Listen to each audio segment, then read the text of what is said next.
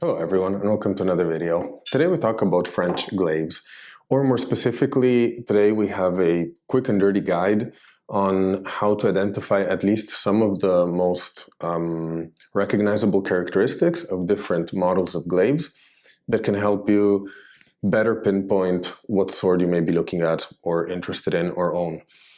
While this is really important for all swords, like to know the details and specificities of a model, it's perhaps especially important for the glaive because over the course of its relatively long history, it spawned a bunch of different variations. Some of them are official, most of them are not official. And to add to the complexity, many French glaives were then seized after the Franco-Prussian War in the 1870s. So a lot of pieces were then recombined, not necessarily as they were meant to.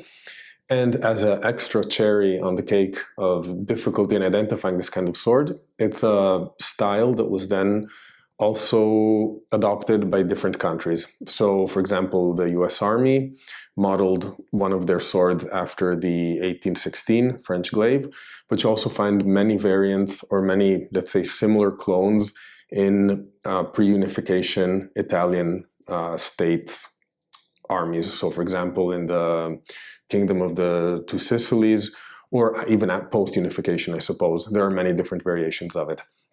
And you can probably actually already see how different glaives are just by the ones I'm holding in my hand. Apart from some minor similarities in terms of the shape and style, these are two very, very different swords, both in terms of hilt shape, blade length, weight. Well, you can't feel that, but I can assure you they're very different.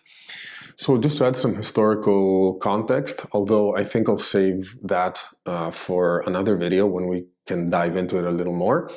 But the glaive was introduced in 1816 and with a number of variations was in service at least until the 1870s in France.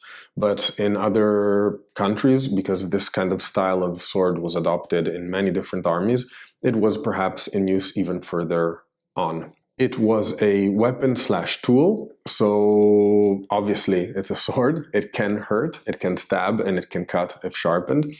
But it was also meant as a tool. So this was issued to infantry troops or foot artillery troops, and it was useful to clear brush, for foraging, and also for akin maybe to the German Faschinenmesser, to the construction perhaps, or the construction of defenses or of gun placements, for instance. However, the third, I think, important function of the sword was as a status symbol. So a lot of these are, especially the custom-made ones, are heavily decorated and personalized, and we see a lot of care and also probably expense was put into making them. So I think there is something to be said about the theory that this is just a humble tool, like a field tool. There's more to it, but we'll talk about that in another video too, because this is just a guide to recognizing them. Okay, so full books could be written about French glaives, but I'm trying to avoid that and keep to the point. So what I'm going to show you using these four as examples is how to spot giveaway characteristics of three types of glaive, basically. Don't consider this as a comprehensive guide. It'll only help you kind of see in what direction to point your research, but it's not going to give you complete answers on the glaives you own. So we won't be looking at details like those decorations you see, and these are all important to identify them too, but we'll keep those for another video. What I want to focus on now are certain elements in the hilt and in the blade. Those are the two, well, obviously, you may say, the things you have to look at when trying to identify your glaive. The first thing we want to understand is that there are three models of glaive. Two, technically, one is not really a model, but collectors kind of define it as a model. There's a model 1816, a model 1831, and what is commonly called a model 1855, and is often referred to as a fireman's glaive, or like auxiliary troops had these, and so on and so forth. The big difference between the first two and this 1855 is that the 1855 isn't a real official model. It comprises a whole bunch of variants of the sword that were used after its heyday. So now let's focus on the two official models. As I mentioned, none of the swords I have here are actually complete official models, but they do have the right characteristics to show you what you should be looking at. So if you're looking at an 1816, so the original glaive, what you want to see is a blade with this fuller configuration. You'll have 3 fullers, 2 at the bottom here, and 1 at the center to top of the blade on both sides. Now, this isn't an original 1816 blade. The shape of the fullers and the length of this other fuller here would be different. But if you see this kind of blade with 3 fullers, you know it's an 1816 or 1816 style. Now, moving to the hilt of the 1816. Again, this is not an original 1816, but it can help us understand what to look for. And what we're looking for is this decoration of the grip. It looks like fish scales, although I've been told that actually they were meant to represent feathers. So, but whatever you call them, fish scales or feathers, keep in mind that when you see this, it's 1816 style or an official 1816. If it's not, it's something else. What you also want to look for in an 1816 are these rivets. Now, in this case, these are part of the brass cast, so they're not actually rivets, they're just part of the decoration on the hilt. But in the original 1816s, these would be dark steel color because they're actually true rivets that hold the blade in place together with the peen. One more thing to be mentioned is decorations. Here you see a rooster. Military swords usually would not have decorations, except for early versions of the 1816, which had a fleur de lis, the symbol of the French monarchy. And those are rather rare because as political favors came and went in France at the time, it was obviously a very unstable time, a lot of those fleur de lis were removed. So if you see swords with a very thin pommel, it could mean that the fleur de lis was ground out, and that may be an actual original 1816. Now, moving on to the 1831, which is the second model. What you want to look for, let's talk about the blade first, is this configuration.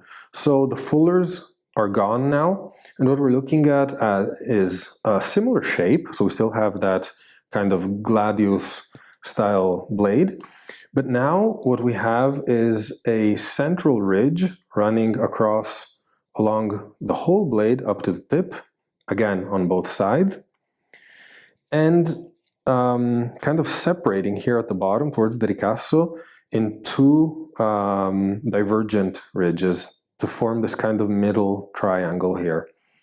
So shapes like this are 1831 shapes. Now, as far as the hilt goes, the scales that you see on this one are not there on the official 1831. What you would find instead is this configuration. So imagine this little hilt scaled up to that size, but what you want to look for on an 1831 is this configuration with circles. So basically like this, and here you would have these concentrical circles.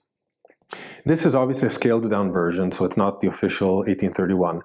But if you're looking for an 1831, you want to have this blade with this kind of hilt.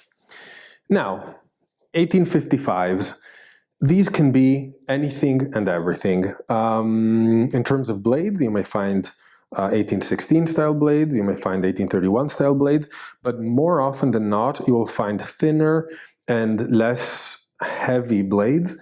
This perhaps signals that their use was changing at the time. They weren't used anymore as tools or as, let's say, artillery last defense weapons, but they had become perhaps more of a status symbol or part of a uniform.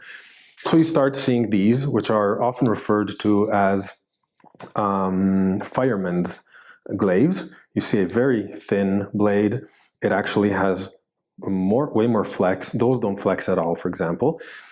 However, these are not necessarily firemen's blades, because as far as I know, the firemen's ones have drilled center holes. So they actually have a hole in these central circles. So if they don't have them, this points more to a private purchase, a private purchase glaive from the later period of their use. So I tried to keep it short, but it was still very long.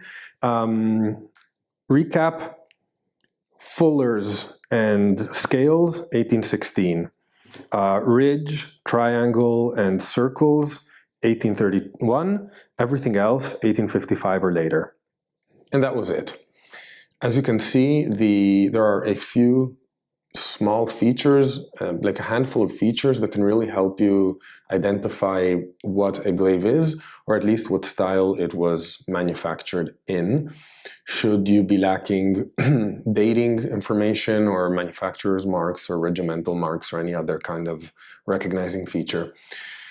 And so I hope this was useful for you, and as a first exercise, at least maybe the most observant of you may already have noticed that I'm holding in my hand two different swords from the ones I started the video with.